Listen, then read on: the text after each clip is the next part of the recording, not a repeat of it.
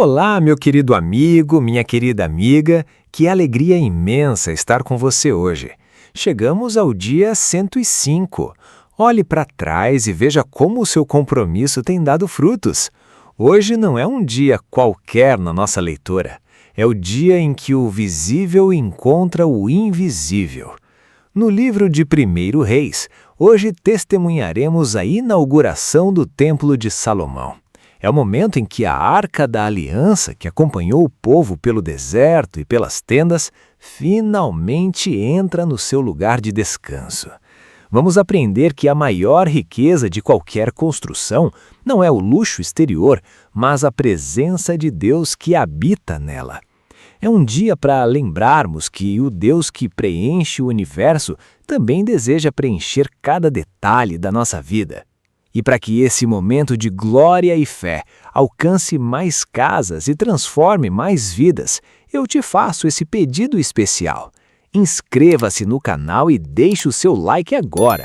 Quando você faz isso, você se torna um embaixador desta palavra, ajudando o canal a crescer e a levar a luz da Bíblia para quem ainda está no escuro. Vamos juntos celebrar esta conquista? Prepare o seu coração para a oração mais linda de um rei. Vamos começar. Capítulo 8. O transporte da arca para o templo. Então o rei Salomão reuniu em Jerusalém as autoridades de Israel, todos os líderes das tribos de Israel e os chefes das famílias israelitas para levarem de Sião, a cidade de Davi, a arca da aliança do Senhor. E todos os homens de Israel uniram-se ao rei Salomão por ocasião da festa no mês de Etanim, que é o 7º mês. Quando todas as autoridades de Israel chegaram, os sacerdotes pegaram a arca do Senhor e a levaram, com a tenda do encontro e com todos os seus utensílios sagrados. Foram os sacerdotes e os levitas que levaram tudo. O rei Salomão e toda a comunidade de Israel que se havia reunido a ele diante da arca sacrificaram tantas ovelhas e bois que nem era possível contar. Os sacerdotes levaram a arca da aliança do Senhor para o seu lugar no santuário interno do templo, isto é, no lugar santíssimo, e a colocaram debaixo das asas dos querubins. Os querubins tinham suas asas estendidas sobre o lugar da arca e cobriam a arca e as varas utilizadas para o transporte. Essas varas eram tão compridas que as suas pontas, que se estendiam para fora da arca, podiam ser vistas da frente do santuário interno, mas não de fora dele, e elas estão lá até hoje. Na arca havia só as 2 tábuas de pedra que Moisés tinha colocado quando estava em Horebe, onde o Senhor fez uma aliança com os israelitas depois que saíram do Egito. Quando os sacerdotes se retiraram do lugar santo, uma nuvem encheu o templo do Senhor, de forma que os sacerdotes não podiam desempenhar seu serviço, pois a glória do Senhor encheu seu templo. E Salomão exclamou: "O Senhor disse que habitaria numa nuvem escura. Na realidade, construí para ti um templo magnífico, um lugar para nele habitares para sempre." Depois o rei virou-se e abençoou toda a assembleia de Israel que estava ali em pé, e disse: "Bendito seja o Senhor, o Deus de Israel, que com sua mão cumpriu o que com sua própria boca havia prometido a meu pai Davi, quando lhe disse: Desde o dia em que tirei Israel, meu povo, do Egito, não escolhi nenhuma cidade das tribos de Israel para nela construir um templo em honra ao meu nome. Mas escolhi Davi para governar Israel, o meu povo. Meu pai Davi tinha no coração o propósito de construir um templo em honra ao nome do Senhor, o Deus de Israel. Mas o Senhor lhe disse: Você fez bem em ter no coração o plano de construir um templo em honra ao meu nome. E, no entanto, não será você que o construirá, mas o seu filho, que procederá de você, e ele construirá o templo em honra ao meu nome. E o Senhor cumpriu a sua promessa. Sou o sucessor de meu pai Davi, e agora ocupo o trono de Israel, como o Senhor tinha prometido, e construí o templo em honra ao nome do Senhor, o Deus de Israel. Providenciei nele um lugar para a arca, na qual estão as tábuas da aliança do Senhor, a aliança que fez com os nossos antepassados, quando os tirou do Egito. A oração de dedicação. Depois, Salomão colocou-se diante do altar do Senhor, diante de toda a Assembleia de Israel, levantou as mãos para o céu e orou: Senhor Deus de Israel, não há Deus como tu em cima nos céus, nem embaixo na terra. Tu que guardas a tua aliança de amor com teus servos, que de todo o coração andam segundo a tua vontade. Cumpriste a tua promessa a teu servo Davi, meu pai. Com tua boca prometeste e com tua mão a cumpriste, conforme hoje se vê. Agora, Senhor Deus de Israel, cumpre a outra promessa que fizeste a teu servo Davi, meu pai, quando disseste: Você nunca deixará de ter diante de mim um descendente que se assente no trono de Israel, se tão somente seus descendentes tiverem o cuidado de em tudo andarem segundo a minha vontade, como você tem feito. Agora, ó Deus de Israel, que se confirme a palavra que falaste a teu servo Davi, meu pai. Mas será possível que Deus habite na terra? Os céus, mesmo os mais altos céus, não podem conter-te, muito menos este templo que construí. Ainda assim, atende à oração do teu servo e ao seu pedido de misericórdia. Ó Senhor, meu Deus, ouve o clamor e a oração que teu servo faz hoje na tua presença. Estejam os teus olhos voltados dia e noite para este templo, lugar do qual disseste que nele porias o teu nome, para que ouças a oração que teu servo fizer voltado para este lugar. Ouve as súplicas do teu servo e de Israel, o teu povo, quando orarem voltados para este lugar. Ouve desde os céus, lugar da tua habitação, e quando ouvires, dá-lhes o teu perdão.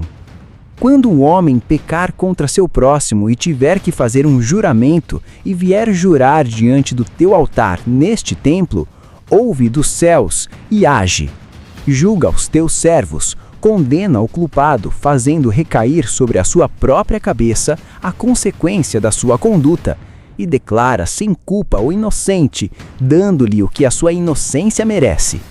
Quando Israel, o teu povo, for derrotado por inimigo por ter pecado contra ti, e voltar-se para ti, e invocar o teu nome, orando e suplicando a ti neste templo, ouve dos céus, lugar da tua habitação, e perdoa o pecado de Israel, o teu povo, e traze-o de volta à terra que deste aos teus antepassados.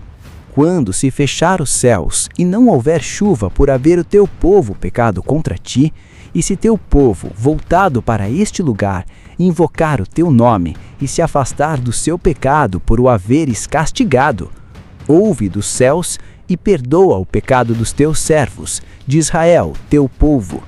Ensina-lhes o caminho certo e envia chuva sobre a tua terra que deste por herança ao teu povo. Quando houver fome ou praga no país, ferrugem e mofo, gafanhotos peregrinos e gafanhotos devastadores, ou quando inimigos sitiarem suas cidades, quando em meio de qualquer praga ou epidemia, uma oração ou súplica por misericórdia for feita por um israelita ou por todo Israel, teu povo, cada um sentindo as suas próprias aflições e dores, estendindo as mãos na direção deste templo, ouve dos céus, lugar da tua habitação, perdoa e age. Trata cada um de acordo com o que merece, visto que conhece o seu coração. Sim, só tu conheces o coração do homem. Assim, eles te temerão durante todo o tempo em que viverem na terra que deste aos nossos antepassados. Quanto ao estrangeiro, que não pertence a Israel, o teu povo, e que veio de uma terra distante por causa do teu nome, pois ouvirão acerca do teu grande nome, da tua mão poderosa e do teu braço forte. Quando ele vier e orar voltado para este templo, ouve dos céus, lugar da tua habitação, e atende o pedido do estrangeiro, a fim de que todos os povos da terra conheçam o teu nome e te temam como faz Israel, o teu povo, e saibam que este templo que construí traz o teu nome. Quando o teu povo for à guerra contra seus inimigos, por onde quer que tu os enviares, e orar ao Senhor, voltado para a cidade que escolheste, e para o templo que construí em honra ao teu nome, ouve dos céus a sua oração e a sua súplica, e defende a sua causa. Quando pecarem contra ti, pois não há ninguém que não peque, e ficares irado com eles e os entregares ao inimigo, que os leve prisioneiros para a sua terra, distante ou próxima. Se eles caírem em si na terra para a qual tiverem sido deportados, e se arrependerem e lá orarem, pecamos, praticamos o mal e fomos rebeldes, e se lá eles se voltarem para ti de todo o seu coração e de toda a sua alma, na terra dos inimigos que os tiverem levado como prisioneiros, e orarem voltados para a terra que deste aos seus antepassados, para a cidade que escolheste e para o templo que construí em honra ao teu nome, então, desde os céus, o lugar da tua habitação, ouve a sua oração e a sua súplica, e defende a sua causa. Perdoa o teu povo que pecou contra ti. Perdoa todas as transgressões que cometeram contra ti, e faze com que os seus conquistadores tenham misericórdia deles, pois são o teu povo e a tua herança, que tiraste do Egito da fornalha de fundição. Que os teus olhos estejam abertos para a súplica do teu servo e para a súplica de Israel, o teu povo, e que os ouças sempre que clamarem a ti, pois tu os escolheste dentre todos os povos da terra para serem a tua herança, como declaraste por meio do teu servo Moisés, quando tu, ó soberano Senhor, tiraste os nossos antepassados do Egito da fornalha de fundição, a bênção e a dedicação do templo. Quando Salomão terminou a oração e a súplica ao Senhor, levantou-se diante do altar do Senhor, onde tinha se ajoelhado e estendido as mãos para o céu, pôs-se em pé e abençoou em alta voz toda a Assembleia de Israel, dizendo: Bendito seja o Senhor que deu descanso a Israel, o seu povo, como havia prometido. Não ficou sem cumprimento nenhuma de todas as boas promessas que ele fez por meio de seu servo Moisés. Que o Senhor, o nosso Deus, esteja conosco, assim como esteve com os nossos antepassados. Que ele jamais nos deixe nem nos abandone, e faça com que de coração nos voltemos para ele, a fim de andarmos em todos os seus caminhos e obedecermos aos seus mandamentos, decretos e ordenanças que deu aos nossos antepassados, e que as palavras da minha súplica ao Senhor, o nosso Deus, tenham acesso ao Senhor, o nosso Deus, dia e noite, para que ele defenda a causa do seu servo e a causa de Israel, o teu povo, de acordo com o que precisarem. Assim todos os povos da terra saberão que o Senhor é Deus e que não há nenhum outro, mas vocês tenham um coração íntegro para com o Senhor, o nosso Deus, para viverem por seus decretos e obedecerem aos seus mandamentos, como acontece hoje. Então o rei Salomão e todo Israel ofereceram sacrifícios ao Senhor. Ele ofereceu em sacrifício de comunhão ao Senhor 22.000 bois e 120.000 ovelhas. Assim, o rei e todo Israel fizeram a dedicação do templo do Senhor. Naquele mesmo dia, o rei consagrou a parte central do pátio, que ficava na frente do templo do Senhor, e lá ofereceu holocaustos, ofertas de cereal e a gordura das ofertas de comunhão, pois o altar de bronze diante do Senhor era pequeno demais para comportar os holocaustos, as ofertas de cereal e a gordura das ofertas de comunhão. E foi assim que Salomão, com todo Israel, celebrou a festa naquela data. Era uma grande multidão, gente vinda desde Lebo-Ramate até o ribeiro do Egito.